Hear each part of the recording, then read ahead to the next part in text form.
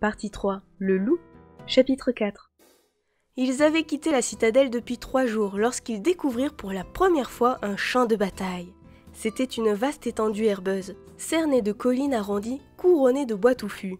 Un endroit paisible que l'on imaginait fréquenté par des hardes d'herbivores et quelques familles de prédateurs.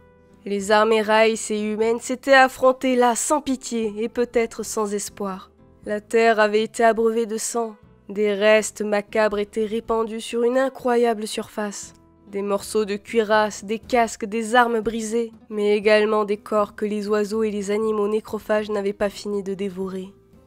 Le début du voyage avait pourtant été agréable. Rodé à la vie de groupe, chacun savait quelle était sa tâche lors des haltes et des bivouacs, et l'accomplissait volontiers. Mathieu et Siam s'étaient insérés sans difficulté dans cette organisation. La sœur d'Edwin n'en était pas à sa première expédition. Depuis son plus jeune âge, elle avait suivi les guerriers de la citadelle en campagne. Aussi connaissait-elle parfaitement la région. Mathieu, plus qu'un monde, semblait découvrir un mode de vie, basé sur la camaraderie et la confiance. Il était épanoui, heureux, et visiblement amoureux de Siam. Mais on avait essayé de le taquiner à ce sujet, malgré les regards noirs de Camille. Il aimait bien le jeune homme et, vu son caractère, il lui était quasiment impossible de se taire. Mais à sa première boutade, Eliana s'était approchée nonchalamment et lui avait saisi une oreille. « Ça s'arrache, ces trucs-là » avait-elle demandé en la lui tordant sauvagement. Björn avait poussé un hurlement de douleur avant de se dégager avec difficulté. Il avait passé le reste de la matinée à se frotter l'oreille. Plus personne n'avait commenté les coups d'œil que Mathieu jetait à la jeune frontalière. Pour l'heure, l'atmosphère n'était pas à la plaisanterie, ni au sourire. À plusieurs reprises, Camille ferma les yeux en passant près de corps mutilés, jusqu'à ce qu'Edwin décide de faire un détour pour éviter le centre de la plaine, où avait eu lieu le plus gros de l'affrontement. Une guerre est toujours atroce. Commenta-t-il. Mais je crois que le pire, ce sont ceux-là. Il montrait du doigt de lointaines silhouettes qui s'affairaient dans l'herbe. Des charognards. Expliqua-t-il. Des bandes de voleurs qui n'ont d'humain que le nom. Ils suivent les armées après les batailles, dépouillent les morts, pillent sans vergogne. Malheur aux blessés qui attirent leur attention. Ils tuent pour une bague ou une pièce d'armure. Maniel, qui avait beaucoup guerroyé au service de l'Empire, poussa un grognement. « Et si nous les chargions ?» proposa-t-il. « Ils ne sont qu'une dizaine. » Björn acquiesça vigoureusement, mais Edwin refusa tout net. « Pas question, ces pillards sont plus nombreux qu'il n'y paraît. Et ils peuvent être redoutables s'ils sont acculés. C'est le travail des légions impériales de nettoyer la région, pas le nôtre. » Ils continuèrent leur route. Mathieu prit d'une nausée tenace. La télévision et les journaux avaient toujours filtré les images des guerres et des massacres de son monde. Avoir sous les yeux les résultats de la folie d'être décidé à s'entretuer le rendait malade. Il était également surpris par l'attitude de Siam. La jeune fille avait regardé sans sourciller les vestiges les plus sanglants de la bataille, et quand Manial avait proposé d'attaquer les pillards, elle avait caressé la poignée de son sabre avec un sourire carnassier. Mathieu se demandait si sa grâce n'était pas un piège destiné à attirer les imprudents près du fil de sa lame, si elle n'était pas un fauve plutôt qu'une femme.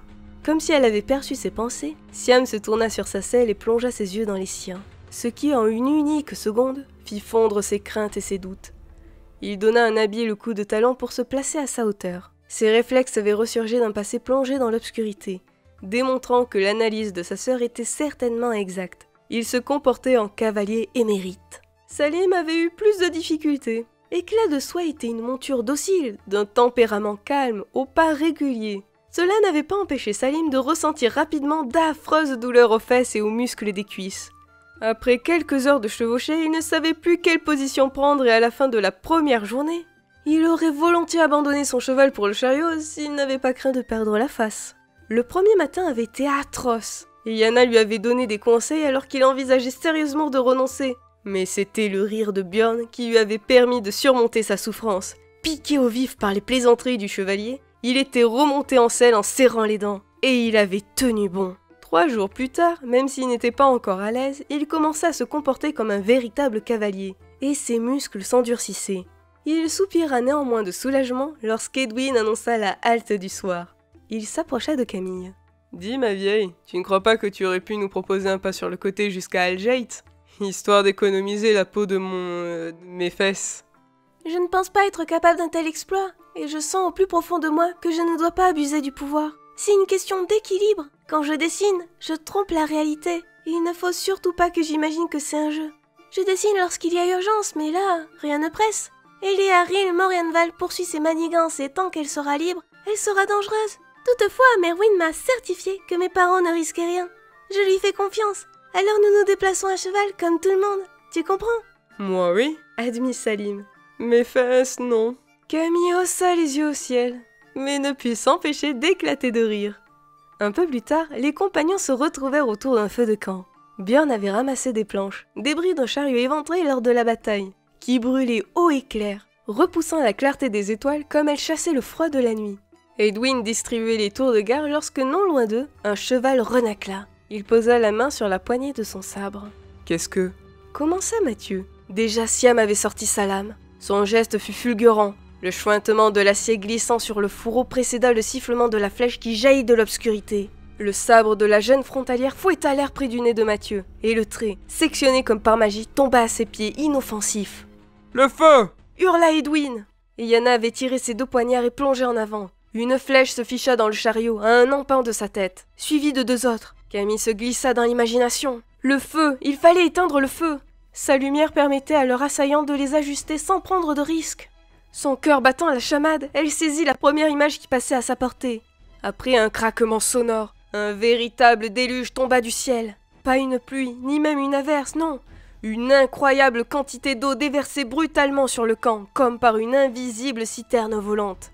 Les flammes s'éteignirent immédiatement. Sous le choc, Camille fut jetée à terre et écrasée contre le sol, soudain devenu bourbeux, ce qui lui évita sans doute de se briser les os. Dans l'obscurité complète, des cris s'élevèrent puis le tintement des armes d'acier qui s'entrechoquaient retentit.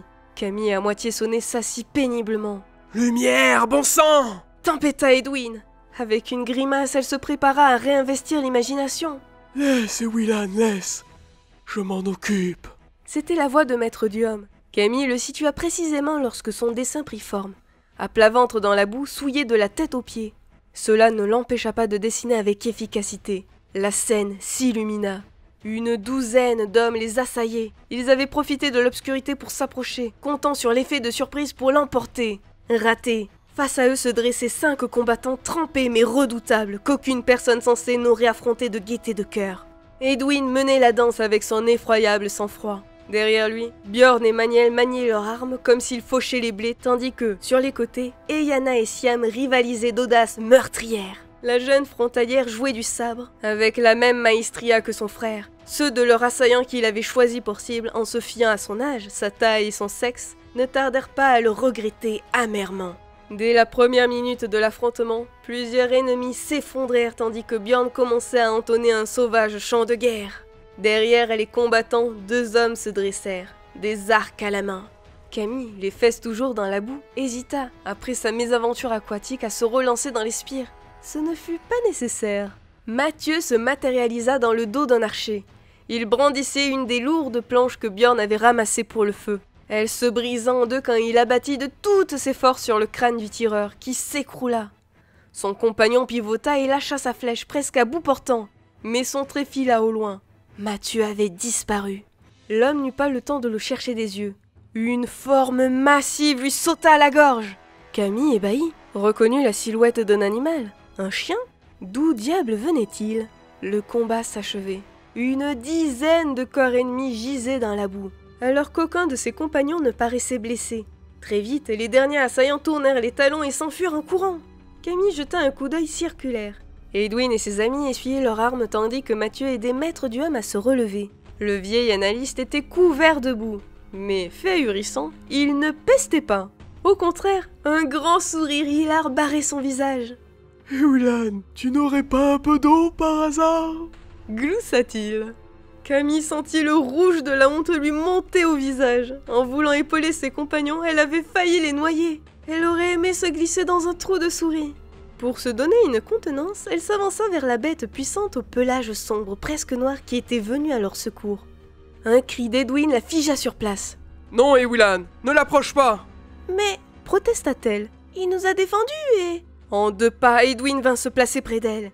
Il avait toujours son sabre à la main. « C'est un loup, Willan, un loup du Nord. » La phrase percuta Camille comme un coup de poing. Elle tourna la tête, soudain inquiète. Salim! Où est Salim?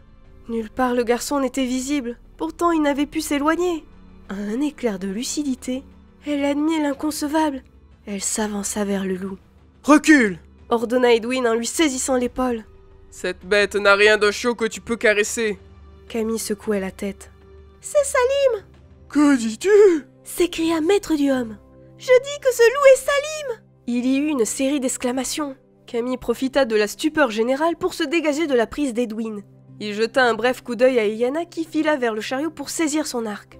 Elle encocha une flèche et se tint prête.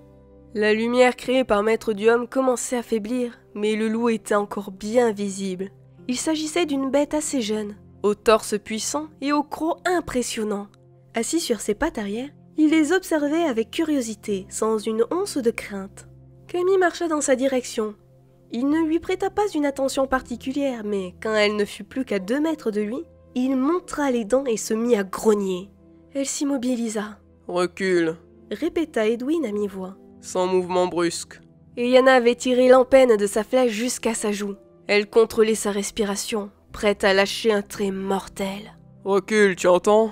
insista Edwin. Sans tenir compte de ses paroles, Camille s'accroupit lentement, regardant le loup dans les yeux. « Salim » murmura-t-elle. « C'est toi ?» Son intuition devenait une certitude. Son ami se trouvait là devant elle. « Salim » continua-t-elle. « Pourquoi t'es-tu transformé? As-tu besoin d'aide ?» Le loup avait cessé de grogner. Il restait néanmoins sur la défensive, ses oreilles toujours rabattues en arrière. Pendant quelques minutes, il écouta Camille avec attention. Plus loin, les autres, immobiles, échangeaient des paroles à voix basse, croyant sans doute qu'il ne les entendait pas. Leurs phrases retentissaient toutefois à ses oreilles aussi fort que s'il avait hurlé. Elles ne l'intéressaient pas. Les mots de la jeune humaine, par contre, résonnaient différemment. Ils créaient un écho en lui, évoquant une zone floue de son passé. Une période qu'il n'arrivait pas à convertir en odeur, comme si elle ne lui appartenait pas vraiment. Durant un moment, il essaya de comprendre ce qu'elle lui disait. Puis il se lassa. Il n'était plus inquiet, mais la nuit l'appelait. Le besoin de chasser vibrait dans son sang irrésistible. Il se redressa. L'humaine aux yeux violets s'était tue. Il lui jeta un dernier regard et se détourna. « Salim !» Le loup disparut dans l'obscurité.